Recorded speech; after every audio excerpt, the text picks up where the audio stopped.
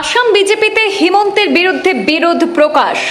মোদী মন্ত্রিসভার প্রাক্তন সদস্য বিজেপি ছেড়ে নাম লেখালেন বিরোধী শিবিরে।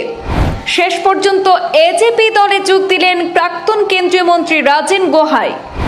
আসাম জাতীয় পরিষদের সভাপতি লরিনজ্যোতি গগৈর উপস্থিতিতে এজেপি দলে ভিড়লেন মোদী মন্ত্রিসভার প্রাক্তন সদস্য। বিগত কয়েকদিন পূর্বে আনুষ্ঠানিকভাবে বিজেপি ছেড়েছিলেন প্রাক্তন কেন্দ্রীয় মন্ত্রী রাজেন গোহাই। আসাম জাতীয় পরিষদের টিকিটে নগাঁও থেকে আগামী বিধানসভা ভোটে লড়তে পারেন বলে চলছে জল্পনা। আসাম বিজেপিতে হিমন্ত বিশ্ব শর্মার নেতৃত্বের বিরুদ্ধে তীব্র প্রতিক্রিয়া। প্রাক্তন কেন্দ্রীয় মন্ত্রী রাজেন গোহাই আনুষ্ঠানিকভাবে এবার যোগ দিলেন কংগ্রেসের সহযোগী আসাম জাতীয় পরিষদ এজেপিতে। যোগদানের সময় উপস্থিত ছিলেন এজেপি সভাপতি লরিনজ্যোতি গগৈ।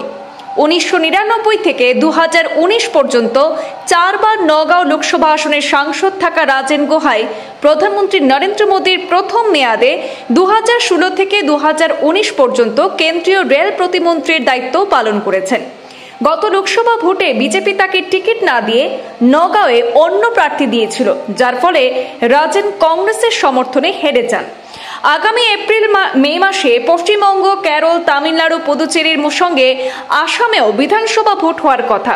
আর এর মধ্যে রাজেন গোহাইয়ের এজেপিতে যোগদানের পর নগাঁও থেকে আসন্ন বিধানসভা ভোটে লড়ার সম্ভাবনা নিয়ে রাজনৈতিক মহলে জল্পনা তুঙ্গে।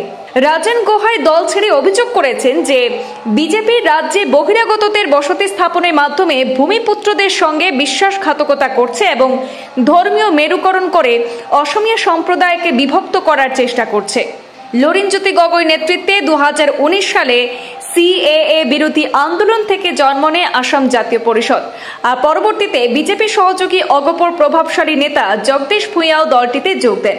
রাজেন গোহাইয়ের যোগদানের মাধ্যমে এখন এজেপিতে আরও শক্তি যোগ হয়েছে এবং আসন্ন বিধানসভা নির্বাচনের প্রেক্ষাপটে রাজনৈতিক উত্তাপ আরও বৃদ্ধি পাবে বলে মনে করছেন রাজনৈতিক অভিজ্ঞরা। ব্যুরো রিপোর্ট, পূর্বাঞ্চল প্রতিদিন।